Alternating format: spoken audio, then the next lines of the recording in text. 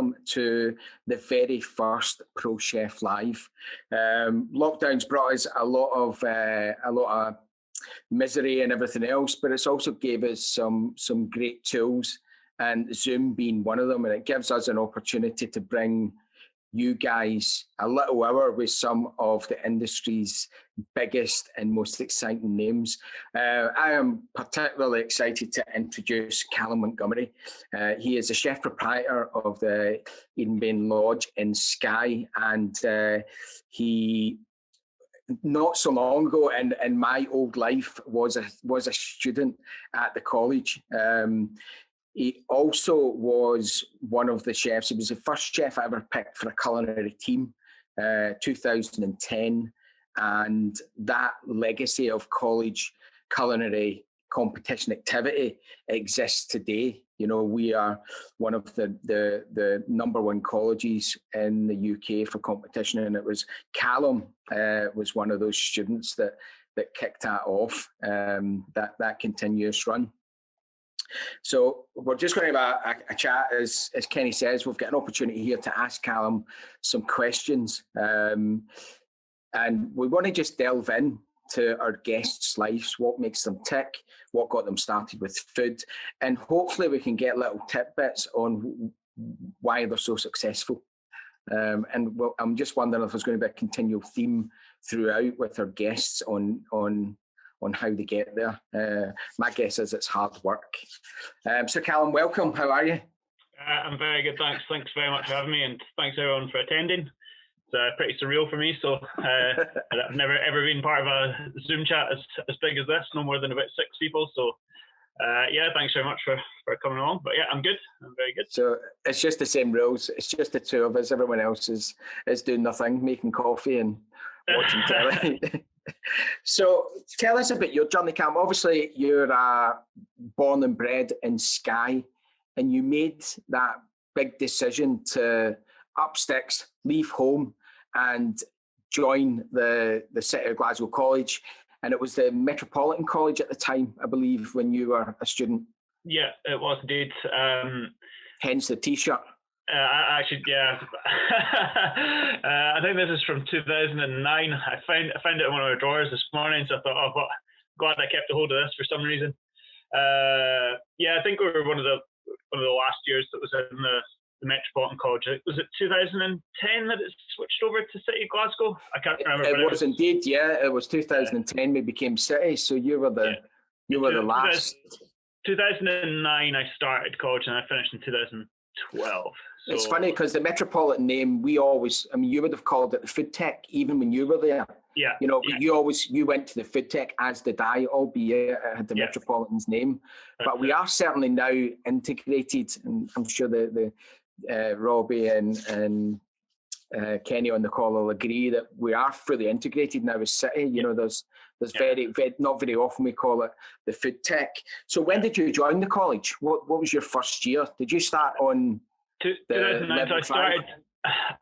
It wasn't my first college course actually. I started working in kitchens when I was 14 at a local tourisette restaurant. It was just around the corner from my mum and dad's, so it was just a 2-minute walk or a 30-second sprint in the morning. Was that in Portree? Yeah, it was in Portree. It was the Cone Hills Hotel, so I had 2 rosettes at the time. So just while I was in school, it was a part-time job, and I was just there washing dishes, washing pots, washing dishes, and I was just doing it for a job for money more than anything. At the time, I had absolutely no aspirations whatsoever to become a chef. It was just one of those jobs that you did in Skye. Obviously, tourism's always been a big thing here. So if you're 14, 15 years old, washing dishes was kind of the thing that you got into. So, like I said, it was just around the corner from my mum and dad's. So I started working there and kept on at the dishes and KPing for about 2 years till I was 16, until I asked my head chef, said, can I start helping out with salads or desserts or anything like that? I just wanted to see some sort of progression because I was planning on going away to college later on that year, actually, to study business management, as my dad had a cleaning company at the time, which he had kind of built up from scratch. So I'd seen his company grow from when we were living in a caravan in Skye up to when he eventually sold it. He had kind of 150 plus employees. So at the time, that was my end goal, was to take over the business from him. So I wanted to save up as much money as I could. I kind of got a bit sick of washing dishes, so I wanted to see what all the chefs were doing and get involved with making salads and chopping veg and all sorts, and just start off with basic tasks but help out. So I did about a year of that. So then when I was 17, I left to go to what was the Nautical College, which is now part of City of Glasgow. Oh, really? I didn't know that. Yeah, so when I was 17, I moved down to Glasgow to begin with, and I went to business management, and I did about 7 months of the course. I think I was about 2 months away from finishing my HNC in business management, and I went back home for Easter holidays. And just to get some extra cash, I went back to chefing to help out because they were short-staffed at the time. And the whole time I was in college, I wasn't enjoying it. And I really kind of discovered while I was away that an office job was not for me. I didn't want to do the same thing day in, day out. I wanted to be working with fresh produce. I wanted to be doing something different each day. And I enjoyed the thrill and the rush of service and just of kitchen life altogether. So I decided to go back to my old job. I actually left my college course then with a good bit of notice, but I went back and but I said, if I'm going to give up this college, it's a great opportunity that I had, but it was something that I really, really wanted to pursue, and I wanted to give it a really good crack this time. So when I did go back, I went back and I carried on chefing for about a year and a half at the Calum Hotel, and I progressed my way up to a senior chef de partie. But I didn't feel like I was getting the most out of that job as I could do. I felt like a lot of it, we were short-staffed a lot of the time, and I was getting rushed through a lot of things, and I wasn't getting to learn how to do things properly. So somebody had said to me, you should go to college and pursue if you're looking to take this really seriously, you should, look into professional cookery, because you'll be able to refine your knife skills there. You'll be able to learn a lot of recipes. And then what I got told at the time was it was a head chef's training course, which was not by the college, which was by somebody that was in work. So I kind of had that in my mind as I could go down to Glasgow, work a couple of years, and after that, hey presto, I could become a head chef, which is absolutely not the case. But I did decide to go back down to college, which was then the Metropolitan. So that was 2009. And because of my previous experience, like I said, I'd been working in kitchens for about maybe 4 years by that point. But I really wanted to kind of refine my skills and really learn from the best there, like yourself, Gary, and Kenny with all his pastry skills. So I applied to go to college, and then my girlfriend, who's now my wife now, we both left Sky. So she was chefing at the time as well. So we both came down to Glasgow. We both went to start. I don't know what the criteria for that is now, but at the time it was a higher course. Sorry, it was into, then higher, then HNC, then HND. Yeah, so the highest level 6 now. Okay, so I applied to go into, and after a couple of days, I think they must have just seen that because I'd had previous experience that I could go in at higher. So I skipped ahead a year, so I did 3 years instead of 4. But from the second I was there, I went down to Glasgow, and I thought I was absolutely it. I thought, like, oh, that's it. I've been working in kitchens for however long, but it was the same kitchen. It was the same kitchen I've been working in. It was a big fish in a small pond. But even at that, I was still at chef de partie level. And I remember I was just getting torn pillar from post by all the lecturers the first few weeks, getting called God's gift to cooking and all sorts, thinking that I knew everything, when just I knew nothing, like absolutely nothing. I knew how to do everything that you could do at the Calum Hills at a chef de partie level in 2006 to 2009. But the minute I got a kind of practical cookery book put in front of me, and the minute I got told to do chest potatoes, or the minute I got, rattling off things like this, I had no clue. So I got a real understanding from college how to get a good grasp of overall knowledge about cooking.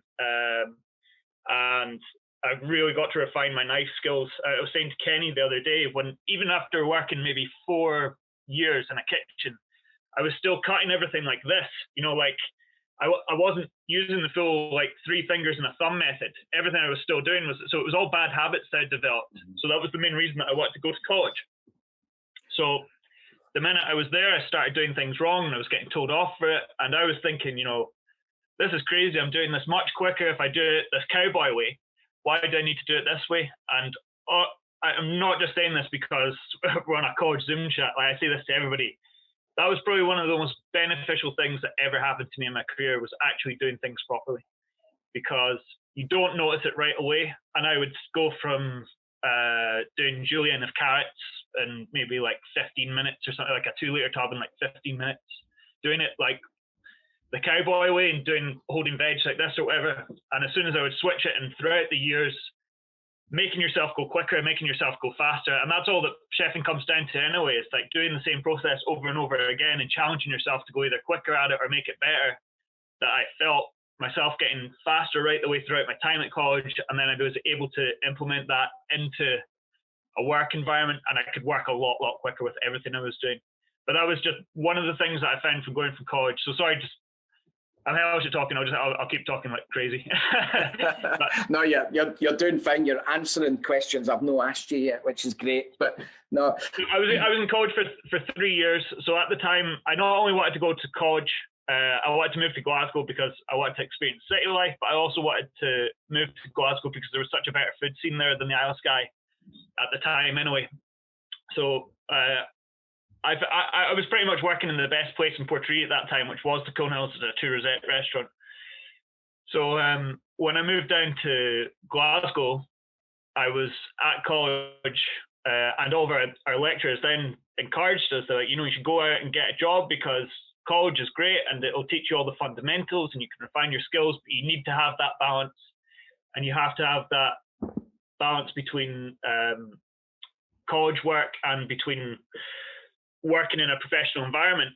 So I went door to door handing in CVs just about everywhere for 2 months, thinking that I had a really good CV, but it was just really, really hard to get a job in Glasgow in 2009. I think a lot harder than it is, just that there seems to just be restaurants opening all over the place now. So I find then it was really hard to get a job, but I'd end up putting in a CV into One Devonshire Gardens, which at the time was absolutely the best restaurant in Glasgow.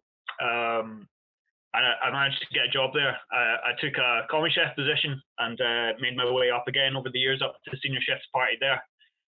So it was totally mind-blowing going into One Devonshire, because again, I went from thinking I was at the Cone Hills to go into Glasgow and just be into City Glasgow and just kind of knocked down a lot of pegs there to realise that I had so much to learn.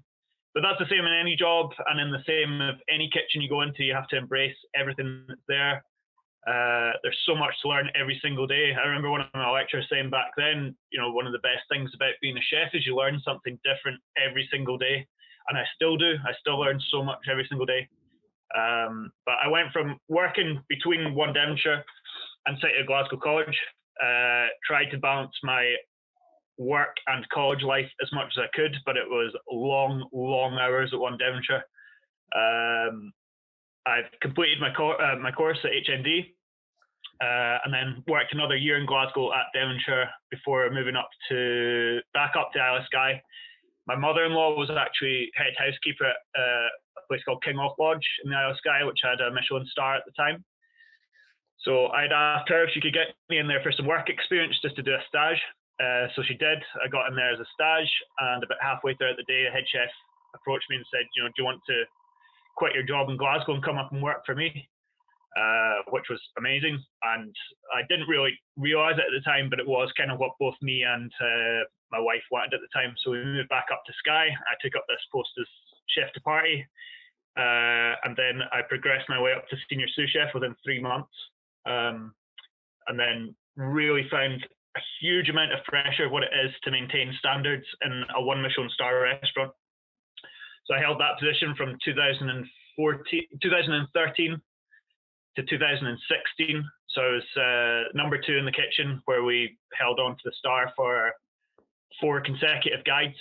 And that week before a Michelin guide coming out is the most sleepless nights I think I've ever had in my life.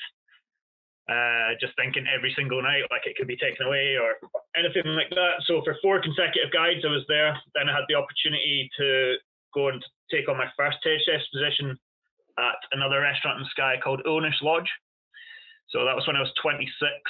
I moved away just about 30 miles up the road in Skye to Untitled Lodge, and luckily with a lot of hard work, we had an AA inspection just 2 months into my first head chef post, and the AA inspector told me that it would be 3 rosettes, which was just incredible. But I had to hold on to the secret, and I couldn't tell anybody until the awards would be announced in September.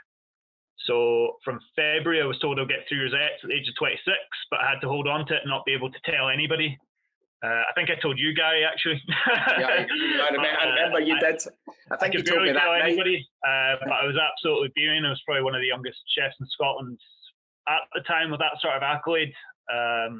And the reality is, the 3 AA rosettes, in most cases, converts really well to a star. The 3 rosettes come first normally, but that's the kind of level you have to be at before kind of Michelin take a bit of notice, isn't it? Yeah, well, it's just kind of it's getting a bit of credit for doing things right and doing what you believe in and maintaining as high standards as possible. It's what I felt like all the time, is that we were just pushing all the time to make sure that everything we were doing was the best that we could be, and that we were doing all the produce justice. So while I was at that job, although I got the inspection kind of 2 months in, I thought it looked like the ideal job, but I absolutely hated it. I hated that job. It was, but I stuck at it. I knew that the accolade was coming. I knew that it would be, good for my career once the accolades were announced. It was just a team of 2 that we had. It was just between myself and my sous chef Louis, who was 21 at the time. So I was 26, he was 21. We had no days off for about 7 months. We would just take a morning off each a week. It was just a team of 2. We were open 7 days a week. We did 20 covers a night, no lunch, no afternoon. We did afternoon teas, afternoon teas and dinner. But it was so hard. We changed the menu every single day. If we had people staying for 10 nights in the lodge, then you would have to give them a different menu every single night. It was just. And Callum, did you put that pressure on yourself? No, I put a lot of pressure on myself anyway, but that was just the way things were done there. And the owners at the time they decided that was the way they wanted to operate. When I seen the job advert come up to begin with, or when I seen how many people had been in and out, there'd been a lot of chefs had come and go. And I noticed this job advert just coming up all the time it was a fantastic salary. It looked like ideal situation. It was a beautiful restaurant, a beautiful view. You had full freedom with the menu, although you had to change it regularly. Although I didn't know you would be doing 10 different menus in a row, and also the whole rest, you'd have different menus going on as well. But I mean, it then became very clear to me about a couple of weeks in just why there were so many different chefs leaving and coming all the time. And I thought what's that restaurant doing now? It's closed now. Actually, they sold up on their way. Yeah. So I thought at the time that this whole probably the same sort of mentality that I had when I came to college, that it would be different for me. That I would be able to change things there. I would make it work. I thought it was because the people that they were employing weren't from Skye, because people have a lot of chefs have difficulty adjusting to the lifestyle here. So I thought, well, this will be me going in as the first Skye chef that they've had. Yeah. I know how to live here. I know it's a rural location. And then I thought I could put my own twist and things. And we did. We stayed there for a year. And actually, I was approached at the time, just after I'd been awarded the 3 rosettes there, to return to Kinloch. So they actually approached me to go back as head chef in 2017. So at the time, I think I would have taken a commie chef job back at the Cone Hills at the time. I was just miserable. But I've really learned then that it's just so important to have a work-life balance, that you don't get enough out of just grinding all the time with no days off or anything. It's at the end of the day, you're probably just going to get a wee sentence in a book or something. There has to be that sanity. There needs to be that mental balance. There needs to be the work-life balance between it. So it was probably the worst year of my life personally, but best year professionally at the time, because I'd got these accolades and things like that. But that turned into being a stepping stone throughout the rest of my career anyway, and I could always kind of fall back on that, you know, when I was 26, I had that sort of accolade. And it was a huge learning curve for me as well. So my first head chef experience, and that's where I kind of went back on a lot of stuff that I'd learned at college with food costings and, you know, so many things with accounting and finance and all sorts going through there. But I was approached to go back to Kinloch as head chef in 2017, which seemed just like the best opportunity in the world going back, because I knew everything that was there. I walked back into the kitchen and we had a team of 9 chefs when I left the January before. And I came back that following January and there wasn't one single person that was the same. So it was just a complete overhaul of having to retrain all the staff and recipes that we'd been doing before. It was difficult, but we ended up building up probably the best team that I'd ever worked with there throughout the middle of the year there in 2017, over the full kind of 5 years that I was there. And once I went back, I discovered it wasn't what had been pitched to me before. It wasn't really a head chef's role, or what I had envisioned a head chef's role going to be. Marcel Tully, who was the head chef there, got made into executive. Oh, he was executive chef director. But it was basically just a title that was made for me to come back to strengthen the team. And I found myself just going back to doing exactly the same stuff that I'd been doing, you know, 2 years before and 5 years before. So I was getting no real enjoyment out of it at all. So at that point, I was kind of coming home back up to Portree. So that was a 38-mile drive there and 38-mile drive back every day. So that was the sort of commitment that I put in just to going back to Kinloch in itself. I just bought a house in Portree. So I came back and I was kind of moaning to my dad about it, like, oh, this is hell. I've just went back to the exact same job. What have I done? All this sort of thing. So he had, like I said, just recently sold his business. And this wasn't me like hinting at him or anything. I was just going and just venting each night, like, this isn't what I went back for. And he kind of said to me, he was like, well, have you thought about going out on your own? And obviously that's like every chef's dream. But I didn't realize that he was wanting to go down that role at that point anyway. So he said, well, what if we go into business together and we can look at some different sites? And I didn't realize at the time, but I was like, well, you need to let me think about it. So this is massive. But I kind of wanted to be doing anything but what I was doing at Kinloch at the time. And that was only 3 months back into there. But he said to me, he was like, well, I found this place. It'll need a lot of work. But have a look at it. So we went to go and have a pint in this place, which was called Edinbane Lodge, or the Lodge at Edinbane, which was a 450-year-old building, the oldest building in Skye. So we went, and at the point, it was basically just a pub with rooms. So we went in and the place was stinking. It was falling apart. We had a pint. I don't even finished it because we didn't really trust what the taps were like. But we walked outside and looked at it, and it had such potential and such untapped potential. And I just started visualizing right away, like, well, that couldn't be the bar there anymore. That would be the restaurant. What to do with the kitchen, all sorts. So we got in touch with them, had a couple of viewings, and actually figured out as we were looking at the viewings, we went for about 3, but I think they cancelled on us about 8 times. And what we eventually figured out when we bought the place about 4 months later was all the cancelled viewings we had from them. There was always either a doctor's appointment or a dentist's appointment or my dog's sick or something. And it turned out every single viewing we went to them that got cancelled was because it was raining and there was water just coming in everywhere in the lodge, like every single room, just pouring in. So we didn't figure that out, till we were in there with the keys and closed the door, and those people that sold it to us, they couldn't get away quick enough. So I remember as soon as we got in, so I quit my job at Kinloch, and actually at that point, it wasn't just a chefing job I was taking up, that wasn't a head chef's job, that was to be a chef patron, which is just another level. I hung up my whites for 9 months and helped out with team destruction.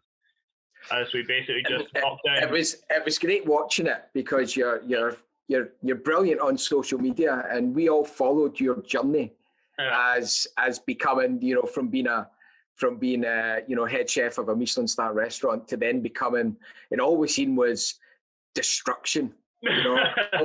was the mess, and we kind of wondered if you were ever going to get it open. We were wondering that too. I mean, I wasn't posting up pictures of the tears that were streaming down my face. No. But it was. I mean, we budgeted ourselves like 4 months to get open, but it took 9 months. And we thought even when we looked around and we knew it was in a bad state, we thought like, oh, we'll be able to patch this. We'll put something new here, something new there, but it didn't happen. It was literally everything went back to the stone, and it wasn't just like going back to the brick. It was going back to 450-year-old stonework. Amazing. That then wasn't in great condition either, and that was getting reconditioned. We had to put a new floor in. The guys that put the new floor in, there was a 25 mil difference from one side of the floor to the other, so there was months of work. And did you have to get specialists in for that? Because obviously there's not many buildings that age anywhere. That stonework and luckily stuff. The building wasn't protected. It wasn't listed, which is just unbelievable. I don't think we would have went near it if it wasn't listed. But it was basically myself and my dad on site every day. My dad just bashing down every wall on site and me kind of tidying up after him. Wow. And then we had 2 joiners that were, it was their last job before retirement. I swear we got the best 2 joiners in Skye. They were like absolutely incredible, Hamish and Alan. They were on site every day from 8 in the morning to 4:30, just like absolute clockwork. Had been working together for years. We had a couple of electricians there, and the place got rewired, replumbed. Every single wall, every single floor got upheavaled. So it's like a brand new building inside a 450-year-old building. So it's incredible to work in it now. And sometimes I still just pinch myself looking around thinking like, I can't believe this is the same place I used to sit down and have a sandwich at like 1 o'clock thinking the walls are all going to fall in around me. And now we've got a 5-star restaurant with rooms with a 3-rosette restaurant in it. So it was a long journey. And I mean, that was 3 years ago now that I was going through being there every day. So it was a difference from being there every single day at Owners chefing to now going to Edinbane Lodge, being there every single day. Sweeping up drywall and making a terrible job of painting before professionals came in and did it properly. So no, it's good. But like, it's a long-winded answer, but that's basically where I am now. But yeah. I mean, I was lucky enough to get up. Obviously, the restaurant was open and you were doing really well, and you're aiming for the stars, so to speak. But I saw it before you put the rooms in. So I'm looking forward to getting back up and seeing what you've done. But it was stunning then, and I'll never forget the journey from Portree to there in your car. That was quite. I was quite nervous. I had to tell him I've got 5 kids. You need to slow down. I know the roads well. I thought you'd been speaking to my wife to get rid of me. So obviously you just gave us fundamentally your whole journey over the last 11, 12 years. And obviously you seem to, you've expressed that you were keen on learning to do things right, and obviously talk about knife skills and butchery and all the sort of the fundamentals. But how did the HND qualification prepare you for that, opening your own place, becoming chef proprietor? And again, you're obviously thinking about, even things like the mental health. You've learned a lot from seeing how it shouldn't be done. But how did your HND and your college experience come in? Did you get your folios back out for things like kitchen plan and design? And do you know the honest truth? I honestly did. I honestly did. I completely forgot that I did kitchen planning and design at college, and I was, because I was on site every day, kind of like helping out and stuff, but I would be home at night time. And I started just raking through my old folders and stuff, and I was looking through old costing folders, and even just, I would sometimes just, I keep a hold of a lot of things like that anyway, like my Glasgow Metropolitan shirt. And I just like looking back for old memories more than anything, but it was really beneficial to me. I planned out the entire kitchen myself, and there was good things in there with kitchen planning design. there's so many things throughout the HND course that have helped me, not just throughout, shaping up how the restaurant would be in the end, but still on a day-to-day basis. There's all sorts of things that I still go to. Like you said, with mental health, it's such a huge part now. I mean, honestly, once you get to the kind of head chef level, you're really looking at about 30% cooking in a way. It's you cook and you cook and you cook until you get to that sort of level, and then especially as chef Sean anyway, it's there's a lot of maths to do, there's a lot of accounting to do, there's a lot of liability to be aware of, there's environmental health to be aware of. We had to I had never went into a kitchen before where you have to go and completely set up everything like that from scratch. I had to have all of our HACCP in control. I had to have all of our, even with COVID recently, we had to update all of our hazard analysis and all things like that. So it's even things that I didn't really appreciate what were important when I was at college really came into play there. Things like the wine courses that we had when we were in college. It's so important as a chef to understand what your wine list is about and why certain wines go with different dishes. And, like one of the big things that we have with the restaurant is having paired wines. So we have like tasting menu flights. So having things like that, I can speak to John, my restaurant manager, who's also my business partner now. I didn't really touch on that there before, but he came in to be not only my restaurant manager when we just opened, but he bought into the business as well. So we run it now as he had a great CV as well, didn't he? Yeah, so he was working at the Wolseley down in London. So he worked in Zadell and Wolseley and things like that. So he's brought a great wealth of experience to the business as well, and changed things how we do it up front. I mean, I'd always taken a real interest on how things happen front of house, and that's how I think hospitality as a whole is. I hate kitchens that blame stuff on front of house, or front of house blame stuff on kitchens. It's a complete unit. You should be working everything together.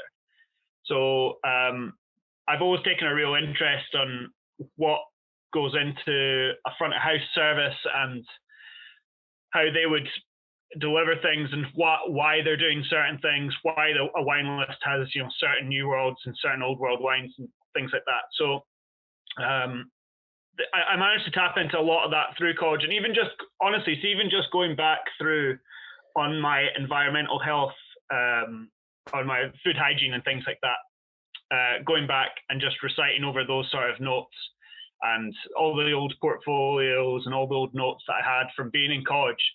Don't ever throw them out. Like, that's like 10 years later and I'm still referring to them. Because as much as you can go and Google something, if you haven't been there, lived it, breathed it, sat in the classroom, it'll resonate with you straight away, even like 10 years later. And I use that so much, even with a lot of our dishes that we come up with. I mean, I'll still look back on Practical Cookery book like a lot. And I feel like I was saying this to Kenny the other day, you might not take out a flat recipe out of a Practical Cookery book and just throw it straight onto a menu, and it's on the menu that night. But you could take certain elements off a dish. It could be like palmana, or you could be using Dauphine potatoes or anything. I mean, you're using like Dauphines and MasterChef guy. Like, there's so many different elements that come from Practical Cookery that we even used. I could spot when I was at Kinloch, and we would have people regularly there up in job trials. I've always got it close. When we were there on I'm not sure, but mine's at work, but that's where it should be. I'm at work.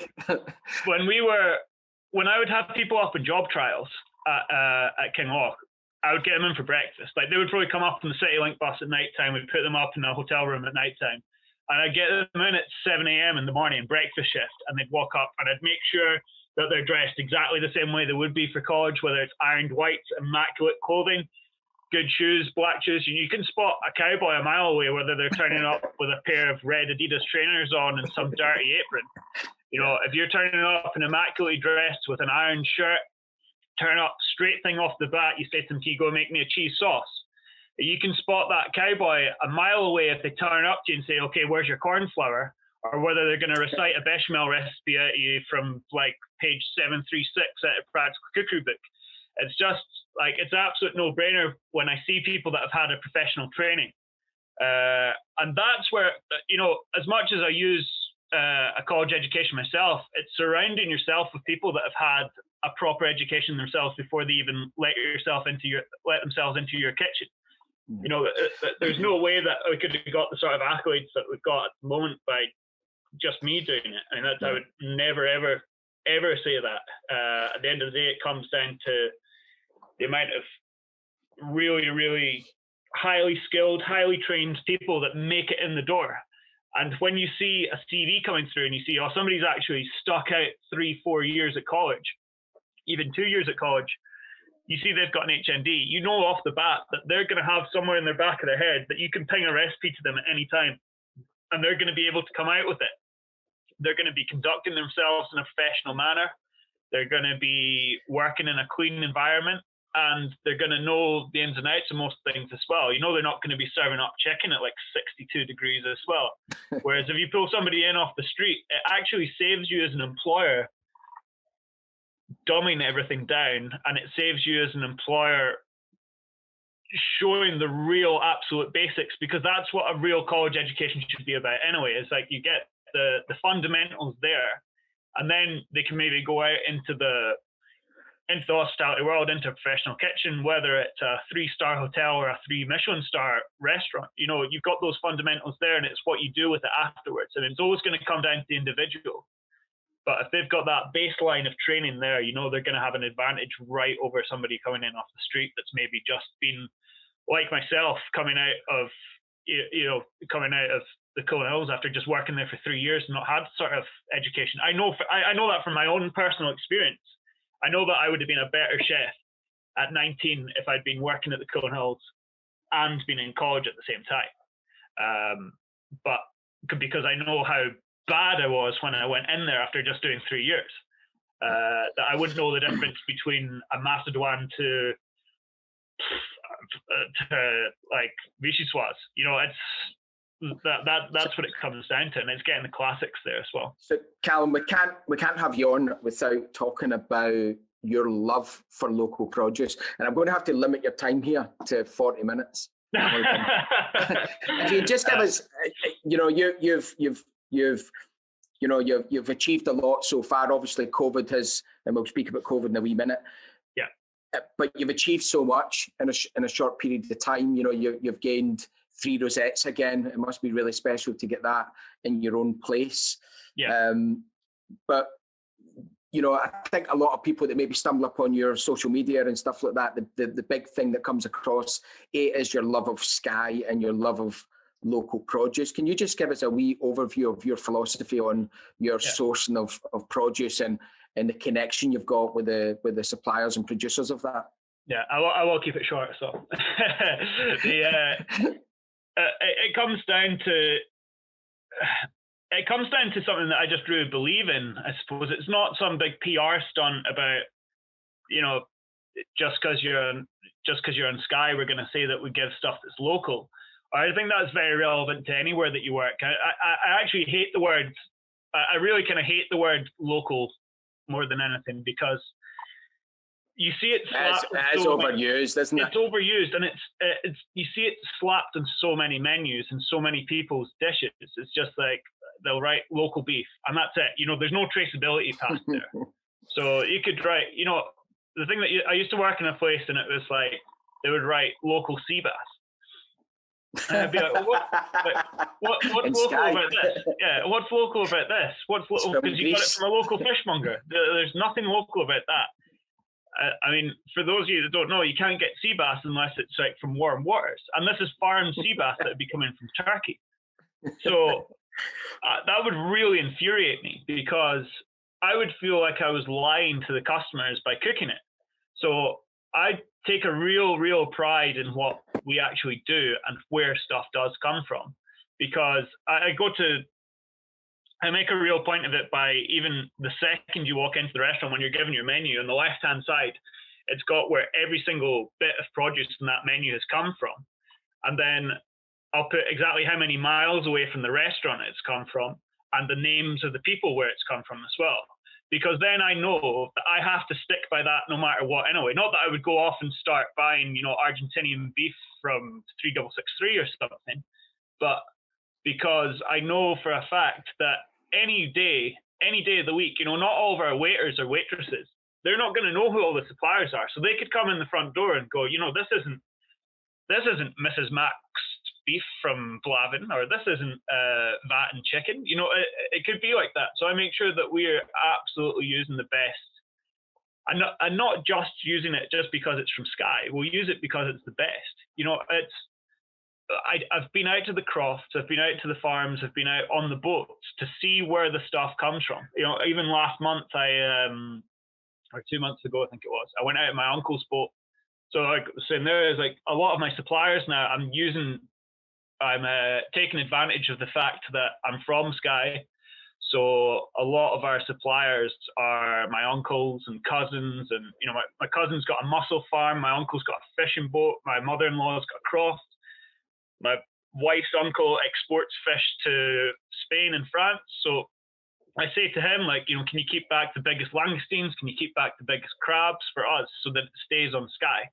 Because anytime probably any of you go away to Spain or France and you get a big shellfish platter or paella or something, there's probably like 90% of that's come the exact same journey that you have from Glasgow Airport. It's went by lorry. So I feel like if people are coming to Skye, and this is something that I use a lot of the time, is like, if I was going to go to Spain, I'm not going to go to Spain and order a chow mein. I'm not going to go to America and order paella. The same as I'm not going to go to Skye and order sea bass. So I would hope that when people come here, they want to appreciate the landscape, see all the amazing views, go and do what they can. But at the end of the day, they might come into our restaurant and they taste the landscape as well. And they get a good feel for what the island has on its doorstep. You're not going to see like passion fruit on my menu. You're not going to see tuna on my menu. You're going to see mackerel. You're going to see langoustine, lobster, squat lobster, chicken, beef, everything that's in abundance here. And then we also, although as much as it's a very popular thing to do just now with foraging and things like that, I don't know how much you really touch on that at college just now, but it's a very, very popular thing for chefs to be like, oh yeah, I've been out foraging and I've got this wild garlic or whatever. But at the end of the day, the way I look at it is the more foraged ingredients that we have from Skye, the better. Because not only, there's a big difference between going down to the shore and foraging for pepper dulse or any sort of seaweed like that, and it's stuff that's been there for thousands, if not like hundreds of thousands of years, whereas it might not just be some random person who's turned up 5 miles away and started growing carrots and then gives them to you, or starts growing sweet corn and then that immediately makes it Skye because it's been grown in a greenhouse somewhere. Chances are you're probably going to get better sweet corn if you buy it off Wellock's or something like that. But what I truly believe on is that we're going to get the best of the stuff that's from here and use the best of the produce that's from here and try and highlight it and not overcomplicate it too much. Like I said, we're not going to get in beef and start rubbing passion fruits and stuff like that over its head. That's not what it's about. It's about showing respect to the produce and getting it on the plate, and that's it. It's brilliant. This is we're going to move on to. We've got a lot of questions coming in, Callum, from the students. And guys, if you get any questions, keep them coming. Quick fire questions, because there's a lot of them. Yeah. How has COVID affected you? Obviously it's been negative, like what for everybody else, but it hasn't. I don't think it's been as bad as we haven't been affected as bad as what a lot of other restaurants have been. It was always my goal when we opened the restaurant that we'd have good spacing between the tables anyway. I always wanted to have relatively loud music on in the restaurant. loud enough that you can't hear what somebody else's conversation is going to be on the table next to you. And we always had about 2 meters spacing between the tables anyway, if not 1.5 to 2 meters. Yeah. So when we did, I mean, obviously the worst thing out of anything was being in lockdown, and now we're back into it now, so we can't be open. But when we did reopen, it wasn't too bad. It was okay from the point that we didn't lose any covers. We actually we took away our bar seating, so we changed a wee bit of how we went about it as a business. Usually when you would come in, you'd get your coat taken off and you'd be taken through to the bar. You'd have a pre-dinner drink and some canopies, and then you'd be taken through to the restaurant. Whereas we took away our bar seating and moved the restaurant, as soon as you walk in the front door. So we still did the same amount of covers from what we were doing before. Obviously, we had the track and trace system came in, which was brilliant. It's what should have been done from the beginning, and that is what we did from the beginning. I felt like we were actually ahead of the curve with a lot of things. Well, I made sure that a lot of restaurants took it on board, didn't they? A lot of the restaurants I feel like you should be track and trace if you're in the Co-op or if you're in Tesco. Yeah. I mean, I don't see why hospitality's been damaged. I think that was a big. That would be me going on to another really long-winded thing. Right. Another question that's slightly related, but what do you think the bounce back's going to be like? What's your view on how the Scottish hospitality industry is going to, get by? What's the future going to be for our students that are watching on now? Honestly, I think it looks really bright. I think the minute we can get our doors reopened, I honestly think it looks brighter for hospitality students than it does for probably a lot of people that are even in a job just now, because this is where you start the weeding out of people that really aren't that committed to hospitality, that are just doing it for a job. Okay. This is where you start the weeding out of, I've finished that job now, I've been furloughed from this, so I'll just go and I'll start working in an Amazon warehouse or something. Or this is where, people go and they might start working in Boots, or they might go and start working in Tesco's or something. And they might get back into that, and maybe they'll come back. That's fine. And I'm sure it'll be a shame, because I'm sure we'll lose a lot of really, really good industry professionals.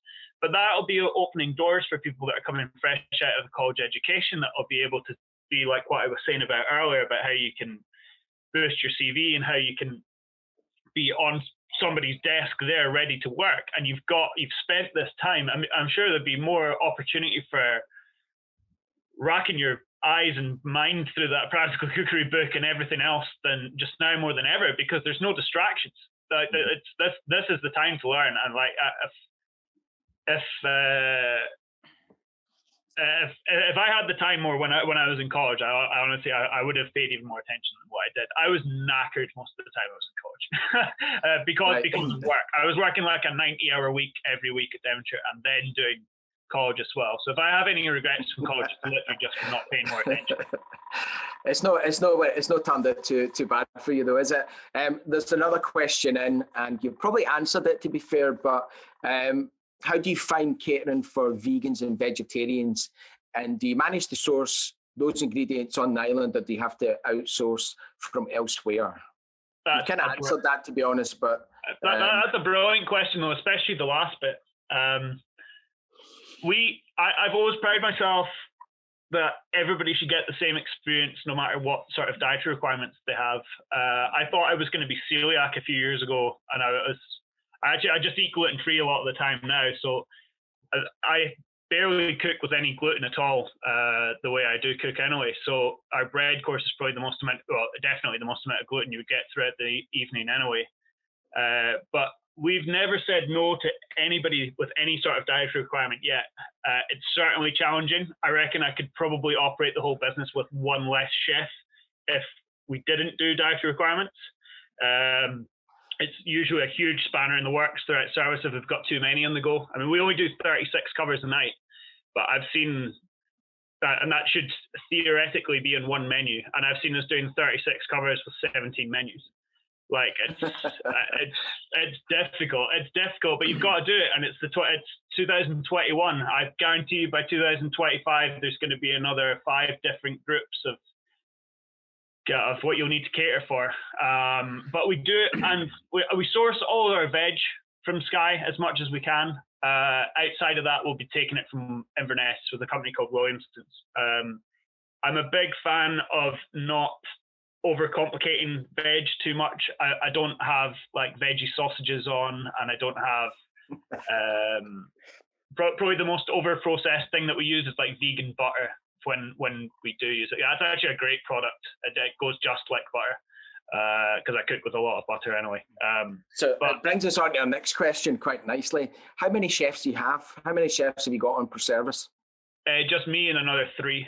So it started off as just me and another 2. Then it was just 2 of us for a while. But we started to raise up and start refining everything we were doing. And with 4 of us in the kitchen, it's a lot of work. We're still there, first thing in the morning to last thing at night, and very little break in between. But we do it. We've got every Monday, Tuesday off. Except myself, I work on Monday, I do breakfast on Monday. But it's a good balance. The next question, which I think is a cracking question from Brian Gunn. Is there anywhere you would like to work, or anywhere you kind of wish you had worked before you had your own place? That is a brilliant question. Yes, I wish I'd. Well, I don't have any regrets because I wouldn't be where I am today without any. I don't like looking back with regrets. But if I had the opportunity to go and work somewhere, and it's fine, I would have liked to work at Faviken in Sweden with Magnus Nielsen. And actually, what I was touching on before, my sous chef at Onish actually ended up going out to work for him there. We were both saying at the time, like, oh, I'd both love to work there. And he was a lot more of a kind of free spirit than me. But he went out there, and I would just love to work anywhere in Scandinavia, really. I've got a lot of admiration for Scandinavian cuisine, for Nordic cuisine. You've answered the next question from Ian Matthews. What chefs do you admire? So you've kind of covered this. Magnus Nielsen and Guy McLean. Apart from me. Remember, Robbie's on this call. He's better than me. Right. Again, next question, Carol Anderson. You have already answered that about buying direct from Sky. I think you've made that particularly clear. What exactly type of thing? EHO, we don't want to talk about them. Anyone inspired you along the way? Give up. Did you ever think you would give up? You've obviously been through a kind of roller coaster, and your first 3 Rosette hotel where you're working 7 days a week. Did you think you were ever going to have to change career to get out of that cycle, or were you convinced that you were capable of making decisions that work for your lifestyle? I've honestly thought about it a good few times. Not recently, but yeah. When I first started working at Devonshire, I was like, this is just, I couldn't believe how hard it was. I was so exhausted at the end of every day. I remember phoning my dad and just being like, this is crazy. Like, I can't believe how hard these guys work. I'm here like 16 hours a day. What's the point? And then when I put a CV into Devonshire, it was one of the first places I wrote into, but one of the last places I got back to me. And like I said, it was so hard to get a job in Glasgow at that point. I was just needing money. So I started, I put in a CV into William Hill, and William Hill got back to me and offered me a job. Bookies. Yeah.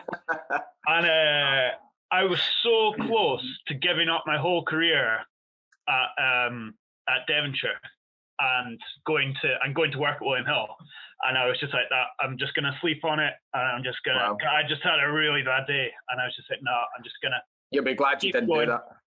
And a good couple of times I was just like, but I'm so glad I didn't. Honestly, that this industry is so hard so often, but it has so many rewards on a daily basis. I feel like after a good service, it's such a relief. It's such a sense of accomplishment immediately. As you make your way through the ranks as well, whether you're at commis chef level and you've had a perfect service, or you're at chef de partie, you had a perfect service. See, once you get up to like head chef level, and it's your dishes that are on, and you go around a restaurant at the end of the night, and people are like delighted, like filling you with praise or whatever, and it might be it's great job satisfaction, isn't it? It's incredible, and you don't get that from a lot of places. You don't get that from a lot of jobs either. You don't you're not a We do postman. at college when we have a good class. Yeah, yeah. But when you go the students, you don't deliver the post and someone's like, "Oh, thank you so much. That was so great." You know, you don't ring somebody's shopping through Asda and they go, "Oh, yeah, thank you so much. That was so good. That was great. I really enjoyed that." You know, at the end of the night, you cook for people that have such special occasions. People look forward to. We have so many repeat customers that come back, and like, I usually ask them like what they didn't enjoy rather than what they did enjoy, so you can get some sort of feedback. But it's really gratifying, and I'm glad I didn't give up. I'm really glad. A lot of questions coming in. We'll try and get through them. Quick answers. Callum, good question, Carol Anderson. Do you give discount to City of Glasgow college students? Yes, if you work for a day first, yes. There we go. That's even better. How do you go about selecting your kitchen staff and team? What are you looking for? What are those skills? What is that kind of special? What's the most important thing to you when you're employing a chef? Professionalism, cleanliness, work ethic, teamwork. Number one, teamwork. No heroes, no going down in flames by yourself. The amount of people that just do not put their hand up and say, like, can you help me? It's unreal. Somebody that's there to give their all, that's dependable and trustworthy. Somebody that's trustworthy. It goes so long. I would take attitude along with ability, but I mean, like when it comes to a college course, you need to have a really good attitude to even finish a college course, and I would see that before you even come in the door. But a lot of students are asking about a stage. Yeah. So it might be something you speak to Kenny about later, but no, that's fine. There's a lot of people keen, and maybe in the summer or. Yeah, well, it's a difficult one just now with the social distancing, but absolutely. At any other time, I don't know what it's going to be like when we come out of lockdown. But yeah, absolutely. I'm more than happy to have people up for a stage. I can leave my email address at the end of this and send me an email, and we'll get in touch whenever we can make it happen. Even anyone interested, get in touch with Kenny, because Kenny can. Absolutely. It means you know what you're doing. Just another few quick questions. Did you from Nicola Findlay? Did you use any grants or funding to open the business, or was it fully funded by you and your business partners? It was fully funded by us and our business partners, but the businesses we're not finished yet. Like it's not a completed project. So we started off with all like between our family's money, and then going into it, and then obviously a rolling income that we've had since we started off. We opened the restaurant for about 9 months, and then through the cash flow of that, then we developed the upstairs. And now we're actually adding on another 2 bedrooms as well. So, and we've had access to government grants and things like that just now with COVID, obviously, and we're taking full advantage just to of keep your business. Yeah.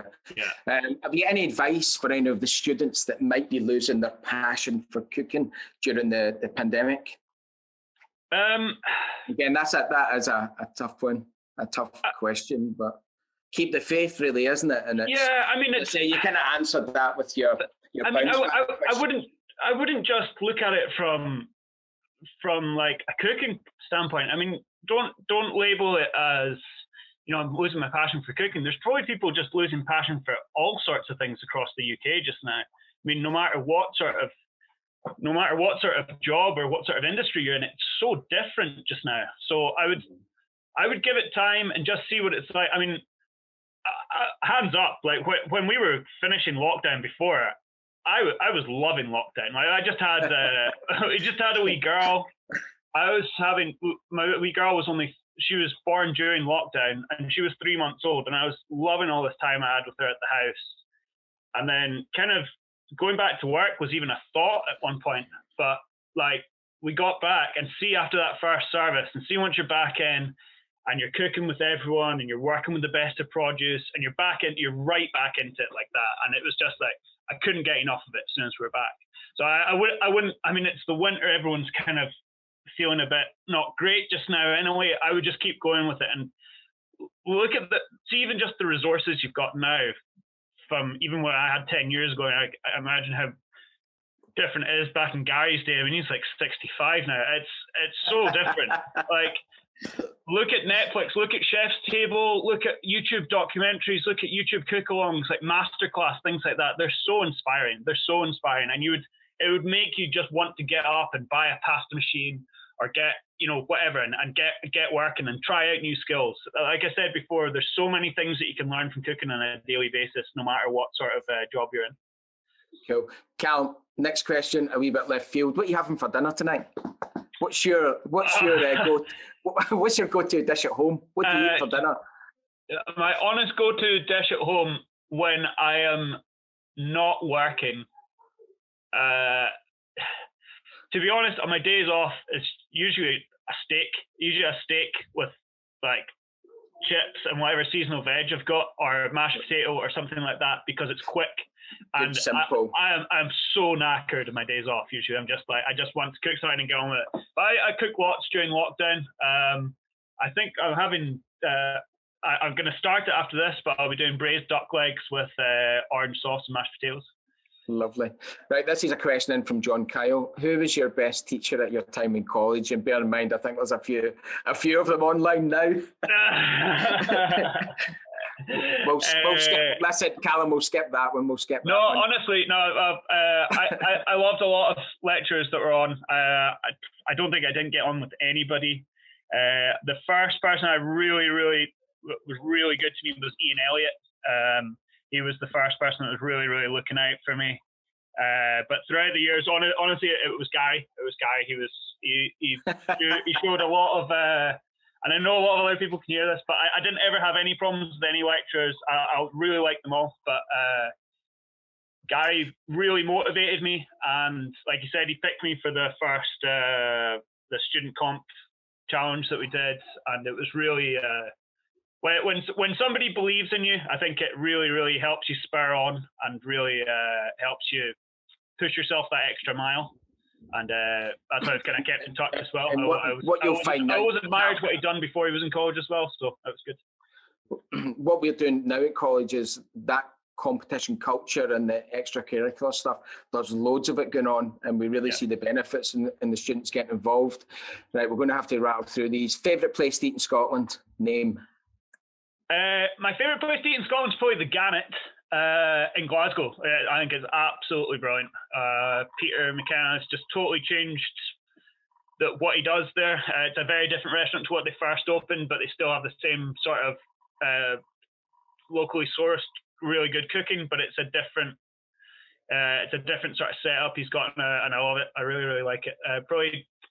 But the best 3 meals I've had in Scotland are between the Gannet, number 1 at Balmoral with Mark Donald, although I know he's leaving from there now, and Billy Boiter at the Cellar and Struther. That's just phenomenal. So there's so many good places in Scotland, but probably my favourite place to go to is the Gannet, because I love going to Glasgow. Brilliant. Right, I'm going to ask you the last question. If you could go back in time, what advice would you give your younger self?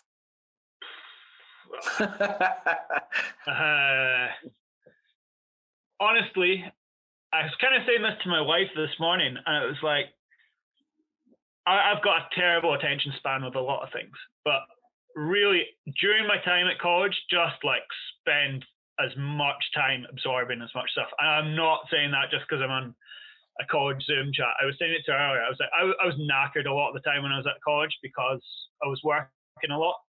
But if you're there, you've got everything at your disposal there. You've got all the lectures. You can feed off people's knowledge. You can.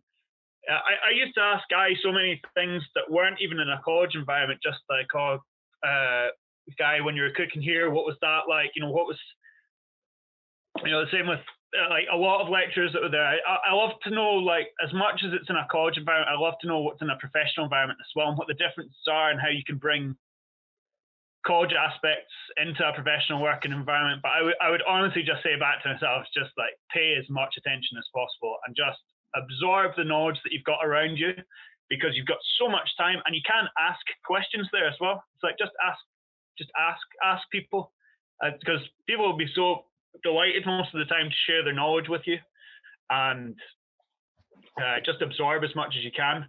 I think even just alluding back to one of the questions you asked, I would go on more stages as well.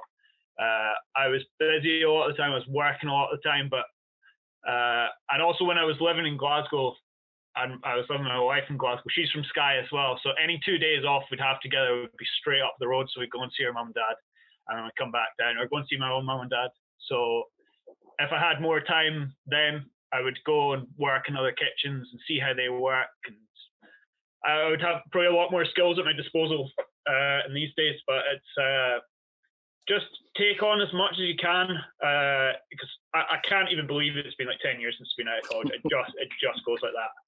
Just goes like that. But this is the time. Just get as much knowledge as you can. Write it down. Write everything down, and keep a hold of everything as well. Even if it's in just some rubbish wee box at the top of your attic, you never know. You might come across some 450-year-old lodge that's falling apart that needs a kitchen designed in it, and you might need to make a bloody HACCP roll from scratch, and you might forget about the fact that you need to test your temperature probes every month. And if you didn't know that from when you're in college, you might just jump back onto it there. But there's so many things that I've just forgotten about from college that I wish I could remember if I'd written them down, because I look back in pictures of my phone of even sugar work and things that I'd done that there wasn't enough stuff that I kept from there that I wish that I could, that I would really implement into using even today. So it's really absolutely fantastic, Callum. You know, you've been inspirational this afternoon for the young students, but you know, I'm going to speak on behalf of everyone at the City of Glasgow College. We're really proud of what you've achieved, and we're really pleased that you've kept that link with college, because going forward, it's a great support for us in bringing through new chefs into the industry. And again, I'd like to thank you for your time. And I'm sure everyone online has been inspired by your chat, but not only your insight to what it was like to be at college all those years ago. So, Cal, thank you. And guys, we've got a cracking guest noter on Monday, the world expert in sugar, Kenny Het's hero. So we'll be looking forward to that, and make sure you sign up. So, Kenny, you want to finish with anything? Okay, so I just like to say again, thank you, Callum, for your time. Callum is a graduate of ours who has kept in very close proximity with us. I know there's a lot of you who are quite keen with studies and so on. We do have a good relationship with Callum, and we've all been in contact with Callum with our big and bold in the future.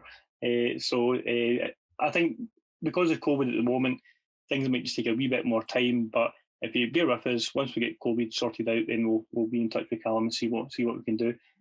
So thank you, Callum. It's been absolutely fantastic to see you again. Thank you, everyone who's been on the chat today and been part. We have got a link sent out for Ewo Notter, so if you haven't received the link, then if you just drop me an email, I'll send it out again on probably Sunday night, just to remind you. So 3 p.m. Monday, Ewo Notter. It is a very rare opportunity to get himself, so I am very excited that all our lecturers have been winding me up how excited I am. so I would hope you can all be there at 3 o'clock to see him. So thank you, Callum. This recording will hopefully be on the college website shortly, hopefully the next couple of days. So when that's the case, I'll let you all know, and maybe go back to it in future to watch it again, hopefully. Okay, so thank you, Callum. Thank you all very much. Thank you. Really, really appreciate you listening. So.